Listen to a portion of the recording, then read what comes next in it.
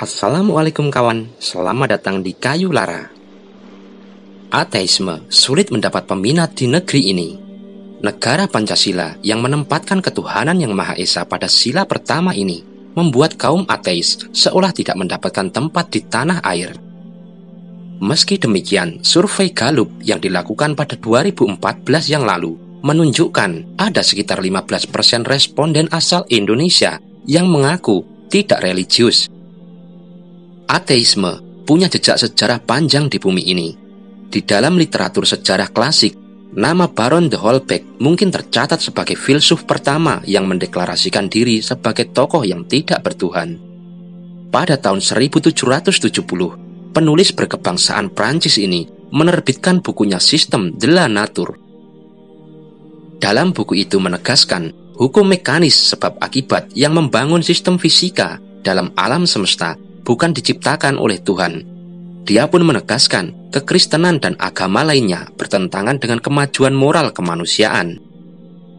Ateisme semakin populer saat Karl Marx, pelopor komunisme, menerbitkan Das Kapital pada tahun 1867. Marx mengatakan agama adalah candu bagi masyarakat karena membius mereka untuk tidak mengatasi kesulitan ekonominya. Hingga sekarang, komunisme dipraktikkan di beberapa negara seperti Rusia dan Cina. Islam sebagai agama rahmatan lil alamin merupakan sebuah agama yang mengajarkan hakikat penciptaan. Allah Subhanahu wa Ta'ala, Sang Maha Pencipta, berfirman pertama kali kepada Nabi Muhammad SAW, memberi instruksi untuk membaca atas nama Allah Subhanahu wa Ta'ala, Sang Maha Pencipta. Tidak hanya itu, banyak ayat dalam Al-Quran yang mengurai hakikat penciptaan seperti penciptaan manusia. Dalam Quran Surat Al-Mu'minun ayat 14, Allah Subhanahu wa Ta'ala berfirman, "Kemudian kami jadikan nutfah, air mani itu alaqah, lalu alaqah tadi kami jadikan mudghah, segumpal daging."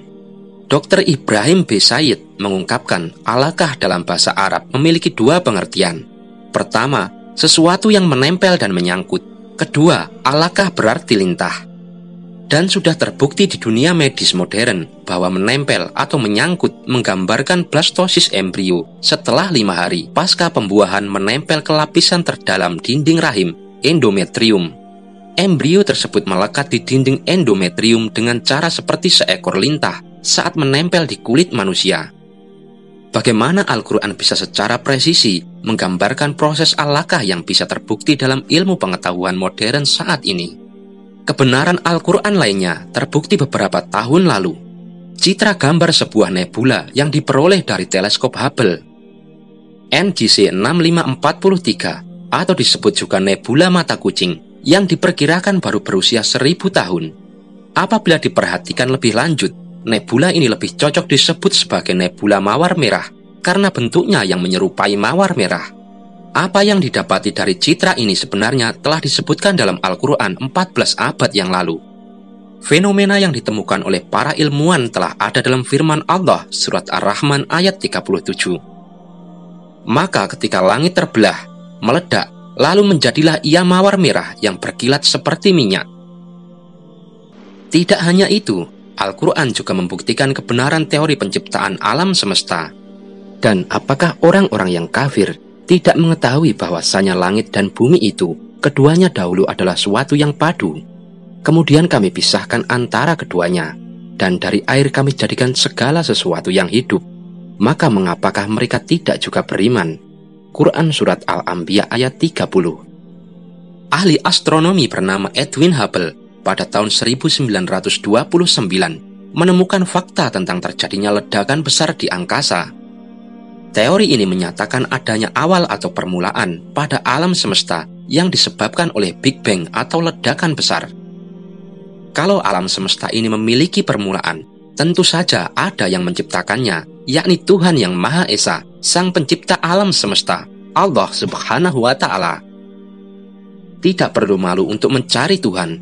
Kita bisa belajar dari kisah Nabi Ibrahim alaihissalam. Saat Nabi Ibrahim melihat bintang-bintang di langit, beliau berpikir bahwa bintang itu adalah Tuhannya. Tetapi saat bintang menghilang di pagi hari, ia tersadar bahwa bintang bukanlah Tuhannya. Begitu pula saat beliau melihat bulan dengan cahaya yang lebih terang, beliau pikir bulan adalah Tuhannya. Tetapi ketika bulan menghilang, hilanglah juga keyakinannya bahwa bulan adalah Tuhan.